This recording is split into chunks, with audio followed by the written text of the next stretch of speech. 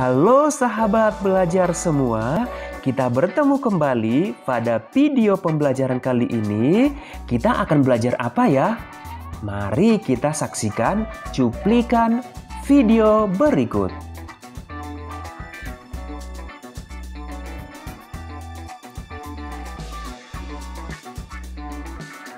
Ayo, sudah ada yang bisa menebak kita belajar apa hari ini?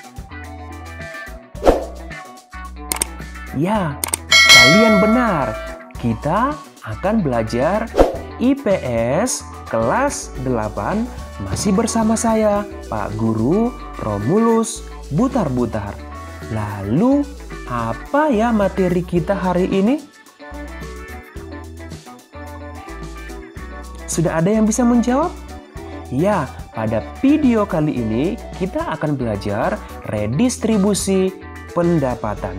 Redistribusi yaitu pendistribusian kembali. Apa saja ya topik-topik yang akan kita bahas? Ya, yang pertama kita akan membahas mengenai pengertian redistribusi pendapatan.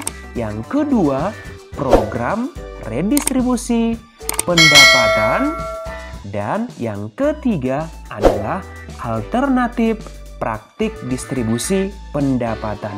Ayo, sudah ada yang bisa menyebutkan pengertian redistribusi? Ya, kalau belum, mari kita ikuti video berikut.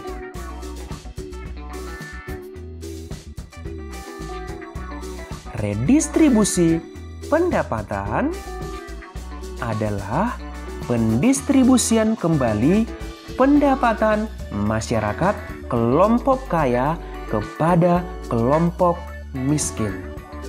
Redistribusi pendapatan dilakukan sebagai salah satu bentuk jaminan sosial yang dilakukan negara kepada masyarakat.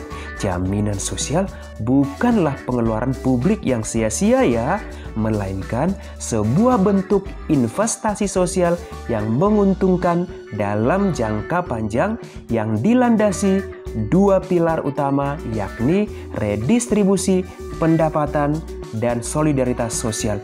Lalu bentuknya apa saja ya? Yang pertama ada redistribusi vertikal, transfer uang dari orang kaya kepada orang miskin. Kemudian bentuk yang kedua adalah redistribusi horizontal, yaitu transfer uang antar kelompok. Contohnya dari laki-laki kepada perempuan, dari orang dewasa kepada anak-anak, atau dari remaja kepada orang tua. Lalu, apa saja ya program redistribusi pendapatan? Ayo, ada yang bisa menyebutkan? Dari video di awal tadi, kita sudah memberi gambarannya. Yang pertama, pemberian akses kebutuhan dasar, misalkan bantuan langsung tunai atau yang disingkat BLT. Kemudian di sekolah ada yang namanya bantuan operasional sekolah. Ini adalah pemberian akses kebutuhan dasar di bidang pendidikan. Lalu pemberian akses kebutuhan dasar lainnya berupa apa ya? Ya, ada beasiswa. Ayo, kalian pasti inginkan mendapatkan beasiswa. Untuk itu, rajin belajar ya, supaya suatu saat kamu dapat beasiswa. Beasiswa merupakan salah satu program redistribusi. Yang berikutnya adalah Kartu Indonesia Sehat. Tentunya sahabat semua punya Kartu Indonesia Sehat ya. Kemudian, pemberian akses kebutuhan dasar, ada program Keluarga Harapan. Lalu program redistribusi pendapatan yang berikutnya adalah program kredit lunak.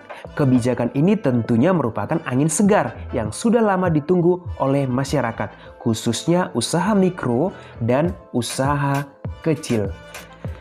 Kebijakan kredit lunak dapat membantu masyarakat golongan menengah ke bawah sehingga dapat menjadi wirausaha yang mandiri serta membantu mengurangi presentase penduduk miskin di Indonesia. Ayo, siapa yang ingin jadi pengusaha?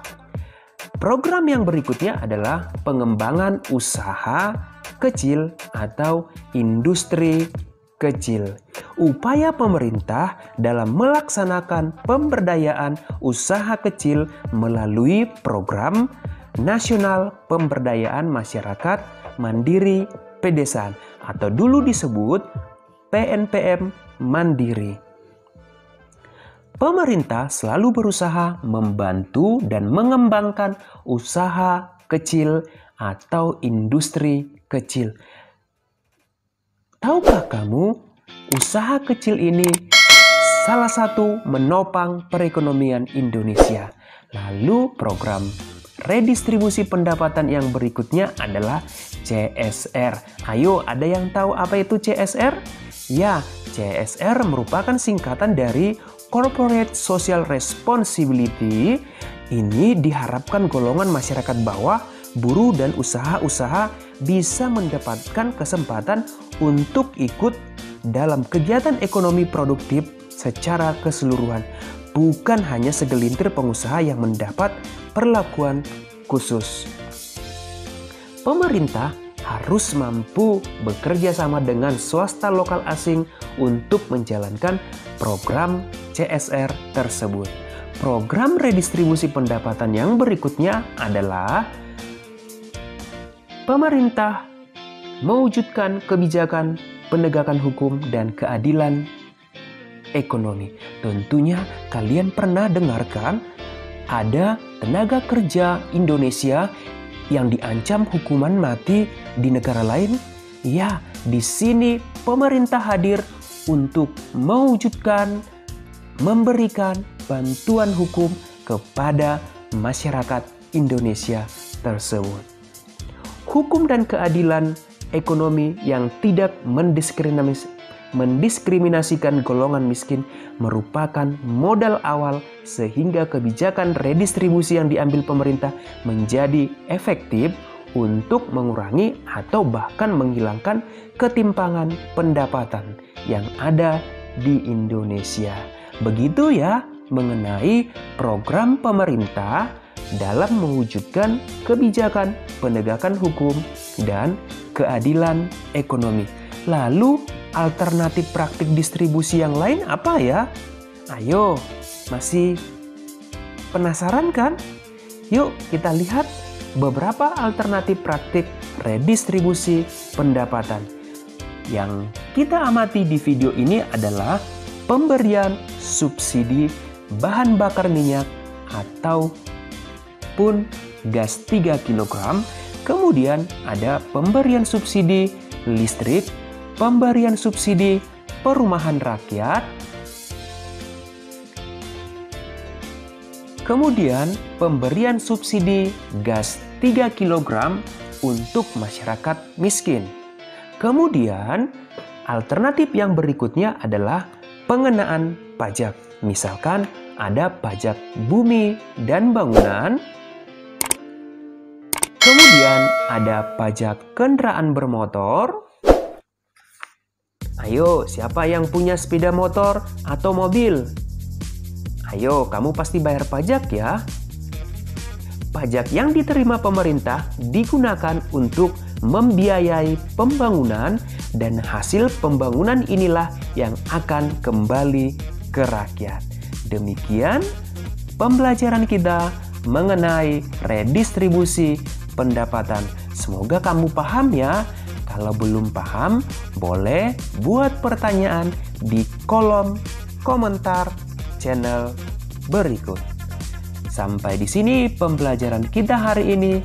Terima kasih, sampai jumpa.